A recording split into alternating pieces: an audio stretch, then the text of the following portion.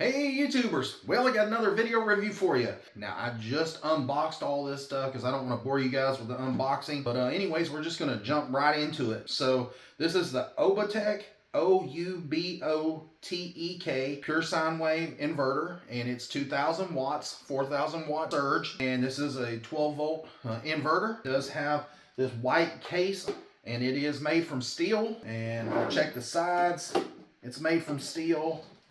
And the back it's all made from steel. And I gotta say, the case looks really nice. They did a good job on the fit and finish of it. So one thing that I noticed about this inverter, this one has 4 AC outlets, and these here are rated at 15 amps each. I like that they give you a couple extra. If you're moving over to the side, you've got a green light there on the bottom, a red light, and then you've got your classic toggle switch, and then you've got a place to plug in a cord here for your remote, and then right here you've got another AC terminal. It's a high powered terminal. It's rated at 25 amps, so if you want to hardwire it in instead of plugging it in here, you can hardwire it directly into this little terminal here. And it's got these really heavy duty terminals. This terminal here is an M6. Now on your battery, most likely it's going to be an M8. So these are going to be just a little bit smaller, but that's typical for a 2000 watt inverter. Now the terminals, they're really stout. They're not loose like some of the inverters I've tested, you know, where you can move on these and wiggle them.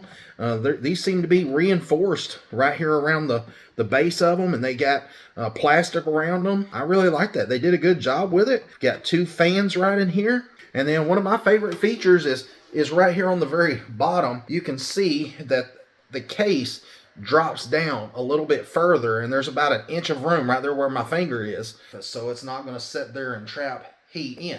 You know, it allows there to be some air movement behind the inverter so it don't sit there and just bake and get hot. On this inverter, they do have a spot for mounting on the edges here, but there's not just 2. You've got 3 different locations for mounting here on this side, and then it's the same here on the bottom. And then also, I was talking about the case dropping down and giving you some space underneath. Well, also what that does is it gives you a little bit more room right here. So when you plug something in, let's say you've got a 90-degree plug, you know, your cord's going to point going down. You know, sometimes you ain't got enough room. So giving you a little bit of room up underneath this is going to give you a little bit of clearance for, you know, plugging in some of those 90-degree plugs. Gotta say, it's a good looking inverter. I really like the color. I think if you're using this outside, that white would help, you know, keep some of that heat out of it, you know, compared to like a darker color that's going to absorb all the heat. So, you know, if I was using this outside, this might be a good option for you. Now, moving on to all the stuff that comes with the unit, it gives you these little plastic caps that goes over the terminals here on the end. I'll show you more about that here in just a second. And then you've got a remote. It is a wired remote. They give you plenty enough wire here. I believe that's just under 10 foot. And we'll go over this more here in just a second.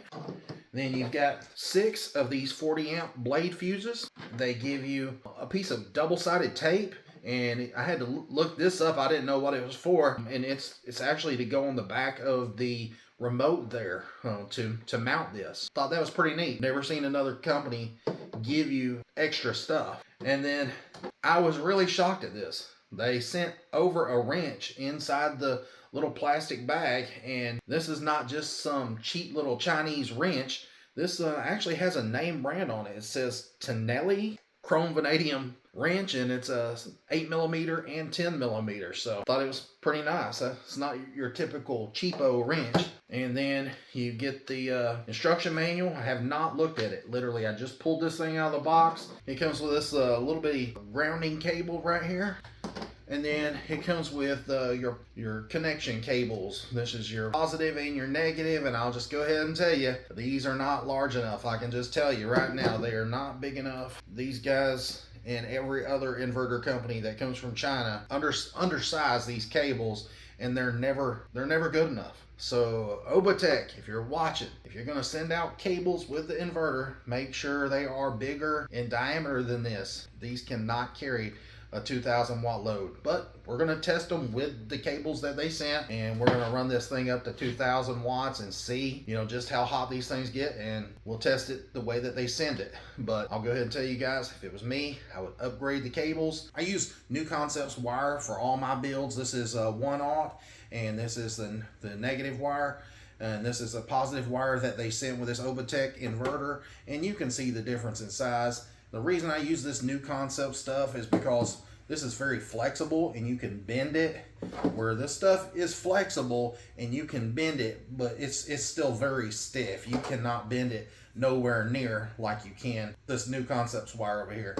And this stuff here has 5,145 strands of oxygen-free copper. Very conductive, and I've noticed that, you know, if you use just plain old wire that they send you, it makes your inverter run hot. You know, if you use something like this where there's less resistance and it's sized to the inverter and even oversized, it just makes your inverter run cooler and it's going to make it last longer. So I don't understand why people don't just get good wire. All right, so I wanted to get some quick measurements for you guys, and I'm going to be doing my measurements from the very end right here where the terminals are, all the way to the end of this terminal for the AC side. That way it's all the way to the furthest point on each end. It's going to measure right at 14 3/4 inches long, and it comes out to 9 3/4 wide, 3 3/4 tall. There's your measurements. If you're looking at the measurements on Amazon, I'm not sure if they're correct or not. So I wanted to measure it for you guys. I notice a lot of times the measurements on Amazon are incorrect. All right, so supplying the power to the 2,000 watt inverter today is going to be the LiPool's 200 amp hour lithium iron phosphate battery, and this one here is the one with the 200 amp BMS. So this is the big daddy here. So this is the one that I always recommend. I always recommend getting the battery with the upgraded larger BMS, so that way you can run higher wattage items. And now, as far as hooking it up to the inverter, that's why they sent you the wrench, is so you can use the wrench to loosen up and tighten the terminals.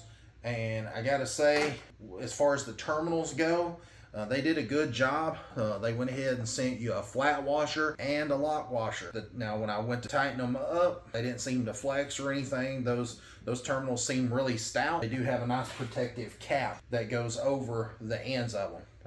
I don't have them installed on there, but they do come with it. Now, before I go ahead and make my final connection here on the battery, I'm going to go ahead and do this. I do this in all the videos. And what this is just a 30 ohm resistor. I'll put a link for these down in the description. You can get like 5 of them in a little case right here. They're like $10 or something like that. Now, if you can find them cheaper on Amazon's, you know, search and find some somewhere else, I really don't care, but you know where you get them. But those are just on my Amazon link. And whoop, it scared me. It must be turned on. Yep, it was turned on. Make sure you turn it off, charge up those capacitors, and you can see, you know, it charged it up enough to turn it on, so that's fine. Leave it hooked up there for just a couple seconds, and you can see when you go to connect the battery, it didn't spark on me. Anyways, the reason you use the resistor is so you don't cause a spark, and also so you don't damage the capacitors inside the inverter. All right, guys, so I just wanted to show you what kind of standby power this thing uses. Let me go ahead and turn the backlighting on for you. You can see right there it's at 0.8283 amps, and I went ahead and did a conversion. You can see right here on the computer at 0.83 amps at 12 volts. That gives you 9.96 watts. Let's just say 10 watts, maybe a little bit over 10 watts, because it does fluctuate just a little bit. But yeah, it's pretty low draw for a 2,000 watt inverter. All right, guys, so went ahead and got the inverter hooked up and got it turned on. I wanted to show you the little screen right here, and you can see right here on this end that there's like a battery level indicator. Then right up here at the top it says 13.2 volts input, that is for DC, and on the other side it says output, that is going to be 120 volts, and that's for the AC output. And then right there to the side it says 60 hertz, and then here at the bottom it says 0 watts, and there's a sign right there for pure sine wave. And truthfully, I don't know how well I trust these things, but we'll test it here in a little bit and you can see how it does in the test. So I just wanted to show you guys the remote. Now, if you plan on mounting this and you want this recessed down in there, keep in mind that this plugs in at the bottom. So if you are recessing it, you know, the thickness that you're mounting this into, It can't be very thick because, you know, look how the cable plugs into it. So that's not going to give you much thickness right there of a board. If you're mounting it into plywood or something like that, you're not going to be able to recess it in there unless you notch this out somehow. Now, it'd be perfectly fine for just surface mounting it, and like I said, they supply that sticky double-sided tape, so if you just want to surface mount it, that's fine. But anyways, I've got the unit turned off, and I just wanted to hit the button there and see if it would turn it on. And sure enough, it turned it on. The fan's kicked on and still running. And you can see right here it says 13.5. And then over here on this display it says 13.1. So truthfully, I don't never really trust these remotes or the displays over here. I just find them not to be very accurate. I mean, sometimes they're close, but to me, they're really just to be able to turn the unit on and off, you know, so you're not running the unit when it's not in use. So next we're going to be testing out this USB port there in the middle, and I have these VT Power USB lights, and they have a switch on them here, and they just plug up to USB, and you can see that the USB port works, and you can turn these on and off. If you're interested in these, I'll put a link for them in the description. You can get 4 light bulbs in 2 splitters, where you can make one USB into 2, and I think it's somewhere around $20 something for 4 bulbs and 2 splitters. I think it's like $28 or something. So these things only use 5 watts of power. They're very useful, and so anyways, it's pretty neat. I'm going to turn the inverter off to see if power is passive going through the inverter, and it is. You don't have to have the inverter on to be able to use the USB port, so that is good. And so you can turn these on and off with the switch still. That works. But like I said, if you want to just keep the inverter off, you're still able to use that USB port. Alright guys, so we're fixing to test the sine wave, and we're going to test the voltage and everything. You can see right here on this watt meter, it has a function on here where it tells you the voltage, and it says it's at 120.7, 120.8, and then you go over here and it's at 120, jumps down to 119. So, you know, it's pretty close. And then right there, it's at 60 hertz, and then it says 60 hertz over there. So, you know, it's right where it needs to be. Now I'm going to go ahead and probe this with the oscilloscope and check and see if it's a pure sine wave. Alright guys, you can see right there, I went ahead and got it hooked in, and you can see that it's distortion free, pure sine wave. So we're going to go ahead and put this thing through some tests and run it up there to around 2,000 watts and see if it can handle 2,000 watts. Alright guys, so I went ahead and I've got this little jumper plugged into the watt meter here, and then I've got this little space heater back here, and I'm about to plug it in. You can hear that it made the beep, and then it's showing right here that it's using 1.8 watts of power, and that's probably for that little LED right there. So I'm going to go ahead and turn it on, and I went ahead and got the watt meter set to watts. I'm going to go ahead and reset this watt meter by taking a pin and mashing the button there in the middle, and that sets it back to 0. And the reason I do that is because it will tell you on the function right here, when you mash it, it'll tell you what was the highest surge wattage recorded by this watt meter. So it's very useful information. And so I'm going to go ahead and turn it on. Now it jumps all the way up to high. So this thing's really going to climb. 413, 619, 7, 800, 900, 1,084, 1129, 1,200. The fan's kicked on about 1,200. Now it's at 1,577, 1,629. I've seen 1,630, maybe 40. So it really surges up there. And now it's at 15.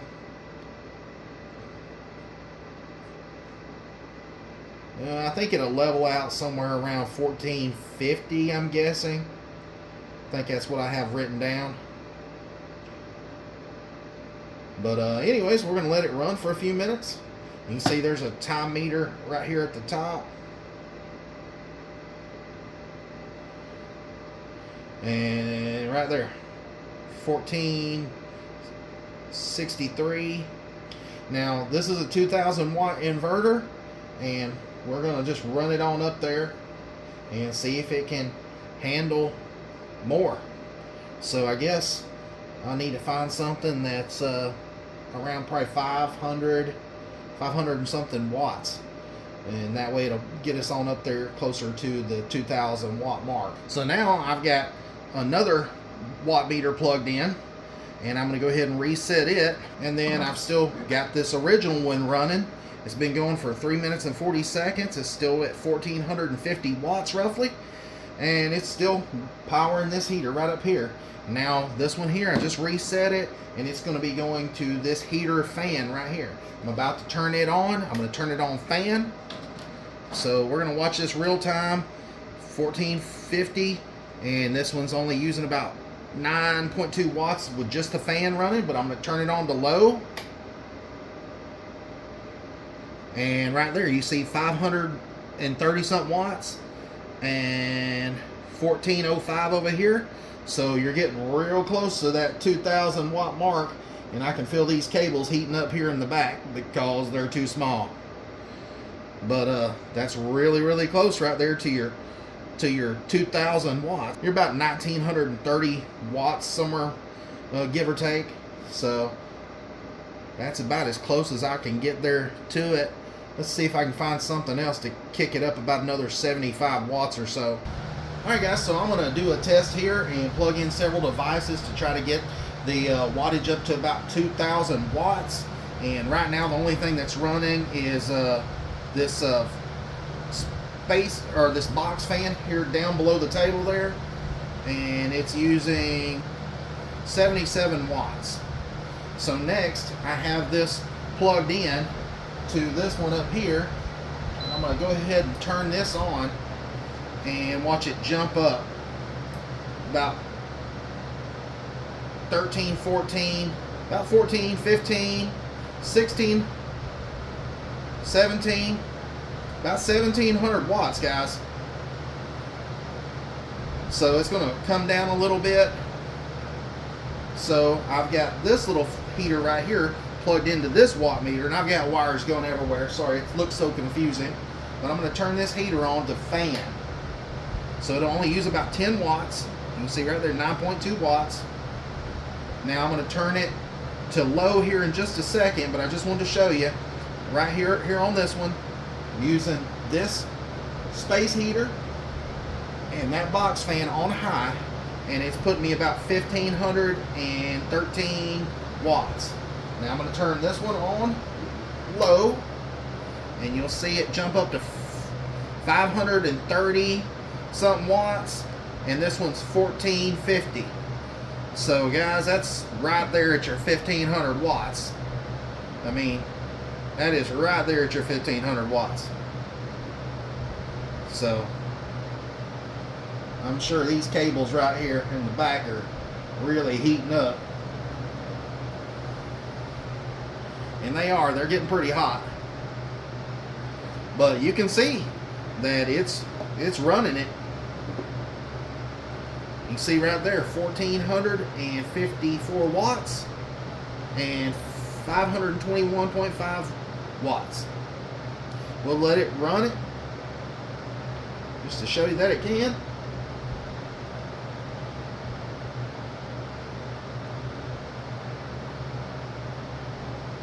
So that's as close to the 2000 watt mark as I can get you.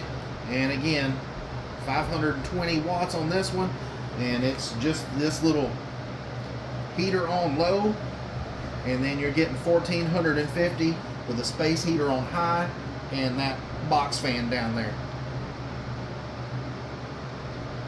So anyways, we're going to go ahead and check the battery terminals, or not the battery terminals, we're going to go ahead and check the terminals here on the back of the inverter and check the wiring, and man, those wires are getting hot. So I might have to shut this thing down pretty quick. So as you can see right there in the thermal camera, about 149 degrees. I don't want to start a damn fire or anything, but yep, there's 150 degrees. It's right there at those wires and those terminals. So this is one reason why these Chinese companies need to pay the hell attention. I'm tired of saying it. When you send out an inverter, send adequate size wires, because these things are super hot. I can barely touch the wire. So I'm going to shut this down pretty quick because I don't want to catch anything on fire. But you can see it's raising the temps at 154, and that's just ridiculous. Now you can see right here on the inverter, about right there where my finger is on the inverter there, it shows about 89 degrees. And then down here at the end, it's about 80 degrees. So, you know, if they would size the wires adequately, you know, it wouldn't heat the inverter terminals up so much, and it would keep that inverter running cool. I don't understand why these Chinese inverters will not put a battery cable in here that's sufficient. But, you know, let me test it right quick.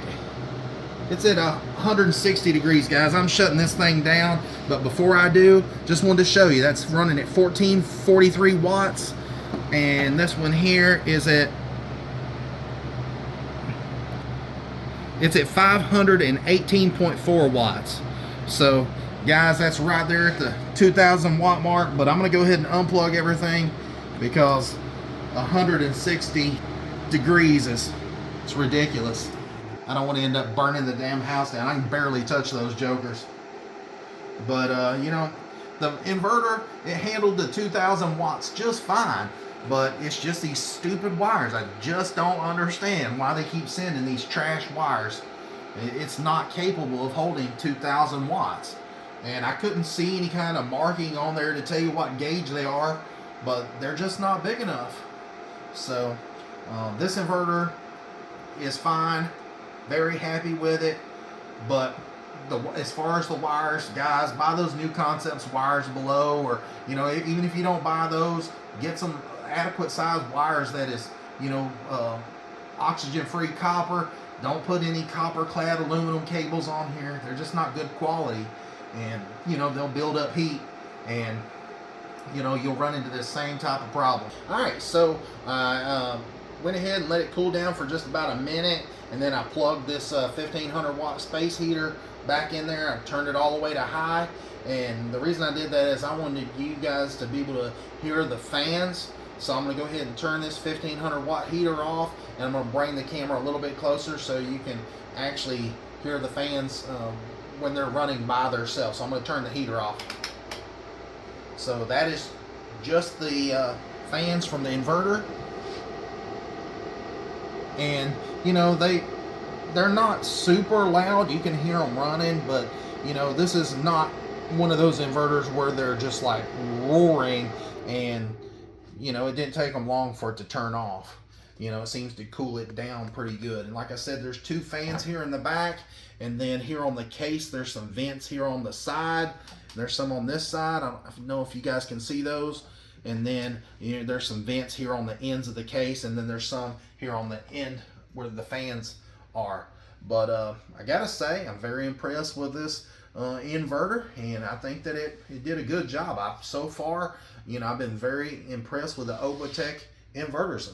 I've tested the 500 watt one, and now the 2000 watt. My only complaint with them on the 2000 watt is just the wires, guys. So if you know, spend an extra $1 and upgrade these wires, and this could be a damn good inverter. I think right now on Amazon this thing's like $160 something. So make it $170 and spend an extra $3 and send some cables that's not going to be you're not going to be worrying about the damn thing burning your house down. But I mean, the cables just now got to where I can touch them, you know, because a while ago these things were getting up there about 160 degrees. So anyways, appreciate you guys watching this video. Hope it was informative to you. And you know, like I said, I think the OUBOTEK is a good product. Now, I've not tested them long term. This is just me pulling it out of the box, testing it, you know, right here in front of your eyes. And you know, I can't speak for long term, but you know, it does seem like it's a pretty decent, well-made product. And you know, I wouldn't have any problems running this if it had some bigger wires. So All right, so in closing, I just wanted to say I appreciate you guys watching. You know, make sure you like and subscribe to my channel. That really does help my channel and help it to grow. You know, whenever you hit that like button, it just sends the video out and helps those algorithms and makes YouTube want to, you know, share my video out there to more people. And you know, also I appreciate if you would subscribe. Right now I'm at like 600 and something subscribers. I need another 400 subscribers to be able to make a little bit of money from YouTube just off my videos. I've already made like probably 35 videos, and I've not made a dime from YouTube. And you know, I need some motivation, guys, so make sure you like and subscribe to my channel. And then, you know, as far as some of these products that I use in my videos, you know, some of these that I purchased myself, some of them was sent to me by the company to test them out. But you know, if you're interested in anything that you see in the videos, you know, make sure you check down below in the video description, and I'll have links to, you know, the battery there. And I gotta say, this is an awesome battery. I've done a lot of testing with it in some of my videos. You guys can see in some of the previous videos I use this battery, and it has worked flawless. Very impressed with the battery. And as far as the oscilloscope, I love the big screen on there. This thing is on there, I think it's around $150 something for this particular oscilloscope. It works great. And then one of my favorites is this thermal camera. This thing's about 300 bucks, and you can record video and pictures and save it. And this here is, you know, a really nice thermal camera. It works great. Very impressed with this. And then, like I said, I've got these 30 ohm resistors. I think they're around $10, $12, and they're down in the description. And then these VT power USB lights, like I said, you can find those down below. Then this watt meter here, this one here is around $10, $12, somewhere in there, and I use these in every one of my videos. They're, you know, just a staple in all the videos that I use, and they're rated up to about 1800 watts is what you can plug into them. They seem to work really well. They got that backlight in there. And then as far as a good clamp meter, this is the Kowitz HT206D, and this is what I do all my testing with. Now this is just a cheaper multimeter, but it seems to be pretty accurate. No, it's not a $300 or $400 fluke, but you know, it is a pretty decent meter, has some pretty decent features. And so anyways, check all this stuff out in the description down below, and whatever you purchase, you know, from that description, I get a tiny little bit of money from Amazon, and I'm not begging anybody for money. If you see something you might want, you know, by all means, check it out. If you're not interested, then don't buy it. But anything that you do, guys, do get from that affiliate links down below. Any of my products that I use, I do get a small portion of it, but I don't recommend anything to you guys that I don't personally use in my videos or use myself. So anyways, I appreciate you watching. I hate this video is so long and drawn out, but hey, it takes a little bit of time to test this stuff. And until next time, guys, see ya.